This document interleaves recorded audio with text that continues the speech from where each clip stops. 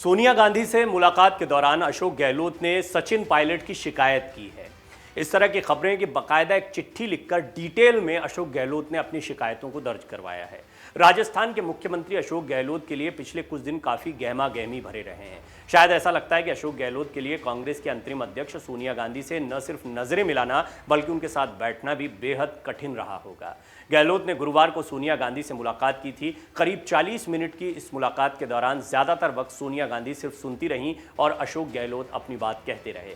सूत्रों के मुताबिक आला कमान ने जब ये जानना चाहा कि राजस्थान में जब ये घटना हो रही थी उस वक्त उन्होंने स्थिति को क्यों नहीं संभाला, इसके अलावा कुछ और सवाल भी मुलाकात के दौरान पूछे गए तो सिर्फ एक सन्नाटा था, कोई जवाब नहीं था। गहलोत उसका सीधे तौर पर कोई जवाब नहीं दे पा रहे थे। हालांकि बैठक के बीच में अशोक गहलोत ने पूरे घटनाक्रम पर न सिर्फ माफी मांगी बल्कि खुद को एक सच्चा कांग्रेसी सिपाही बताते हुए सोनिया गांधी के हर फैसले को मंजूर कर उसे अमल में लाने का भरोसा दिलाया।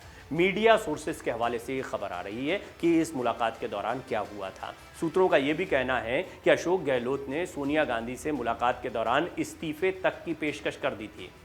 अब एक चिट्ठी उन्होंने सोनिया गांधी को दी है। इस चिट्ठी में क्या क्या लिखा है अशोक गहलोत ने, ये जानना बहुत दिलचस्प है। मीडिया रिपोर्ट्स के मुताबिक सोनिया गांधी से मिलने उनके घर जाते समय रास्ते में गहलोत का मीडिया के कैमरों से सामना हुआ। इस दौरान गहलोत के हाथ में कागज का टुकड़ा था या एक चिट्ठी थी जिसमें पायलट गुट की कथित गुंडागर्दी का विवरण था। भाजपा के साथ मिली भगत से लेकर पार्टी छोड़ने तक की कई बातें इसमें लिखी गई थी। गहलोत ने हाथ से लिखा एक पेपर लिया था जिसमें माफी के साथ साथ पायलट के खिलाफ आरोप थे। पेपर में लिखा था कि सचिन पायलट पार्टी छोड़ देंगे। इसमें 102 बनाम 18 भी लिखा था, यानी गहलोत को 102 विधायकों का समर्थन है जबकि पायलट के पास केवल 18 विधायक हैं जो उनका समर्थन कर रहे हैं। कागज के ऊपर लिखा था, जो हुआ वो बहुत दुखद है, मैं भी बहुत दुखी और आहत हूं। कहा जा रहा है कि कागज में पायलट गुट के खिलाफ आरोपों की एक सीरीज थी। हालांकि इसमें से आधे पॉइंट्स ही कैमरे में देखे जा सकते हैं क्योंकि बाकी गहलोत के हाथ से कवर थे। गहलोत ने लिखा था, पहला प्रदेश अध्यक्ष जिन्होंने पद पर रहते हुए बगावत की। पेपर में यह भी लिखा था, हमारे पास 102 विधायक हैं जबकि पायलट के पास केवल 18 हैं। भाजपा ने विधायकों को 10 से 50 करोड़ रुपए की पेशकश की है। आरोपों में पुष्कर की घटना का भी जिक्र हुआ है। पुष्कर में राज्य मंत्री अशोक चंद्रा पर जूते फेंके गए थे जबकि पायलट के पक्ष में नारेबाजी की गई थी। राजस्थान के मुख्यमंत्री अशोक गहलोत और सोनिया गांधी की मुलाकात में आखिर चर्चा किस बात पर हुई, यही जानने के लिए राजनीतिक गलियारों में कानाफूसी हो रही है। अशोक गहलोत और सोनिया गांधी की मुलाकात के दौरान सोनिया गांधी राजस्थान के मुख्यमंत्री गहलोत से न सिर्फ नाराज दिखी बल्कि इस बात की पीड़ा भी उनके चेहरे पर थी कि जिस पर उन्होंने भरोसा किया, सबसे ज्यादा भरोसा किया, उसी ने उनके भरोसे को न सिर्फ तोड़ा बल्कि हालात बेकाबू कर दिए। कांग्रेस से जुड़े विश्वस्त सूत्रों के मुताबिक सोनिया गांधी और अशोक गहलोत जब आमने सामने पड़े तो शुरुआती दौर में इस मुलाकात के दौरान कुछ सेकंड तो सन्नाटा पसरा रहा और फिर पूरे घटनाक्रम पर अशोक गहलोत ने अपनी बात रखनी शुरू की। सूत्रों के मुताबिक करीब 5 मिनट तक अशोक गहलोत राजस्थान में हुए पूरे घटनाक्रम का जिक्र करते रहे, लेकिन इस पूरे घटनाक्रम में इसका कहीं पर उल्लेख नहीं हुआ कि आखिर राजस्थान में केंद्र की ओर से भेजे गए पर्यवेक्षकों के विरोध में हंगामा क्यों शुरू हुआ। गहलोत की बात सुनने के बाद सोनिया गांधी ने दो टूक पूछा कि राजस्थान में हालात क्यों बिगड़ गए। आप पार्टी के बड़े नेता हैं और राज्य के मुख्यमंत्री भी हैं। सवाल यह भी था कि आखिर केंद्र की ओर से भेजे गए पर्यवेक्षकों की इस तरह अनदेखी आपके मुख्यमंत्री रहते कैसे हो गई। इस पर अपनी सफाई देते हुए अशोक गहलोत ने कहा कि उनकी ओर से ऐसा कुछ नहीं हुआ कि माहौल बिगड़े, लेकिन सोनिया गांधी इससे पूरी तरीके से संतुष्ट नजर नहीं आई। हालांकि पूरी मुलाकात में बातचीत बहुत संयमित तरीके से और चीजों को सुलझाने के लिहाज से हुई है। कांग्रेस से जुड़े सूत्रों का कहना है कि सोनिया गांधी को राजस्थान में हुए घटनाक्रम की पल पल की पूरी जानकारी उस 40 पेज की रिपोर्ट के माध्यम से मिल चुकी है जो खड़गे और माकन ने दी थी, लेकिन सोनिया गांधी ये पूरी जानकारी अशोक गहलोत के मुंह से सुनना चाहती थी। सूत्रों का कहना है कि सोनिया गांधी राजस्थान में हुए पूरे विवाद से इस कदर नाराज थी कि अशोक गहलोत के साथ हुई बैठक में बातचीत तो जरूर हुई, लेकिन जिस तरीके से अशोक गहलोत से पहले मुलाकातें और बातचीत होती थी वो माहौल नहीं दिखा। मुलाकात के दौरान अशोक गहलोत ने माफी मांगते हुए पूरे घटनाक्रम पर खेद जताया और मुख्यमंत्री पद के इस्तीफे तक की पेशकश कर दी, ये भी खबरें आ रही हैं। कांग्रेस से जुड़े सूत्र बताते हैं कि सोनिया गांधी ने अशोक गहलोत पर भरोसा करके ही उनके नाम को आगे बढ़ाने की सिफारिश की थी, लेकिन राजस्थान में हुई बगावत से उन्हें इस बात से बहुत ज्यादा खिन्नता हुई है। गहलोत से हुई अपनी बातचीत के दौरान 2023 में होने वाले राजस्थान के विधानसभा चुनाव पर भी कुछ देर के लिए राजनीतिक रोड मैप की चर्चा हुई है। पूरी मुलाकात के दौरान अशोक गहलोत इस बात को बखूबी समझ रहे थे कि सोनिया गांधी की नाराजगी किस स्तर की है और किस बात को लेकर है। यही वजह है कि गहलोत ने राजस्थान में हुए बगावती बवाल में न सिर्फ माफी मांगी बल्कि पार्टी के एक संयमित सिपाही की तरह आगे भी काम करने के लिए आला कमान से भरोसा जताने की बात कही है।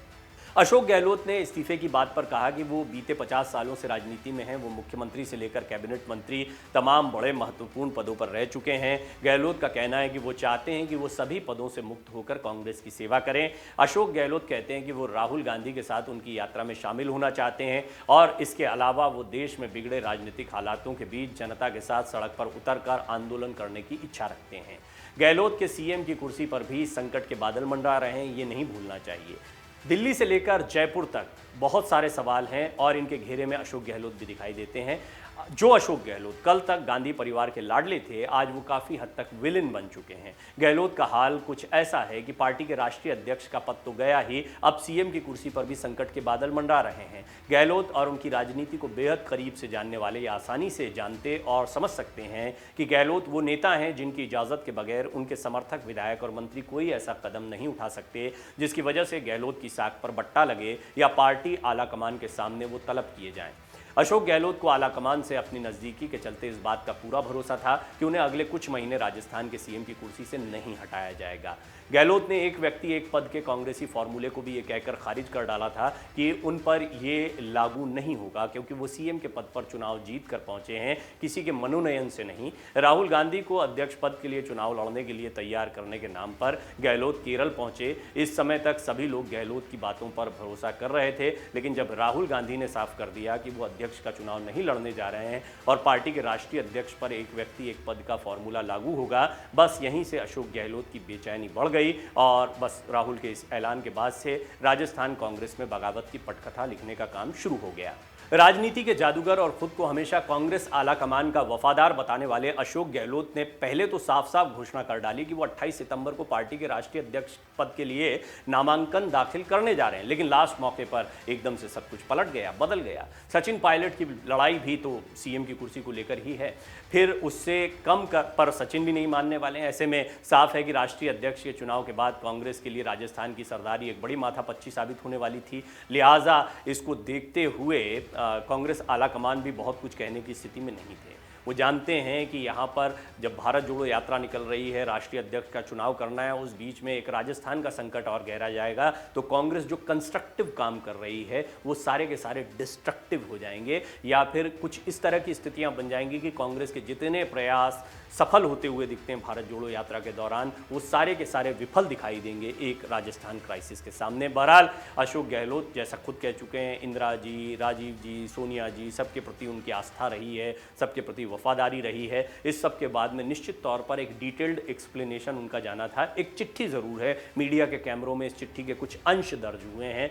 अब ये क्या जानबूझकर सामने आए हैं, ये क्या दिख गए हैं मीडिया को जिसके आधार पर अंदाज़ा लगाया जा रहा है। हालांकि ये जो बातचीत हुई है ऐसी बातचीत नहीं है जिसका अंदाज़ा नहीं लगाया जा सकता। यही कुछ सफाई, यही कुछ बिंदु हैं जिनके इर्द गिर्द अशोक गहलोत अपनी बात को कह सकते थे और उन्होंने बाहर निकलकर एक तो बात स्पष्ट कर दी कि वो अध्यक्ष पद का चुनाव नहीं लड़ रहे हैं, वो इस पूरी क्राइसिस को संभालेंगे। क्राइसिस को संभालने का मतलब है कि जिन 102 विधायकों के साथ होने का दावा कर रहे हैं उनको साथ में मैनेज करके रखेंगे और सीएम की कुर्सी पर बने रहेंगे। बहरहाल सचिन पायलट के लिए कुर्सी दूर दिखाई दे रही है। अब देखना होगा कि सोनिया गांधी पर इस चिट्ठी का, इस सफाई का कितना असर पड़ता है, आगे क्या आलाकमान कोई इस पर कार्रवाई करते हैं नहीं करते हैं, तो आने वाले समय में पता लगेगा। लेकिन कई महत्वपूर्ण बातें हैं जो इस चिट्ठी में अशोक गहलोत ने लिख दी और सबसे महत्वपूर्ण ये कि वो सारे पद छोड़कर भारत जोड़ो यात्रा के साथ जुड़ना चाहते हैं। अगर आप ये वीडियो YouTube पर देख रहे हैं तो हमारे चैनल को सब्सक्राइब करें और बेल आइकन को दबाना ना भूलें। अगर आप Facebook पर ये वीडियो देख रहे हैं तो हमारे पेज को लाइक करें।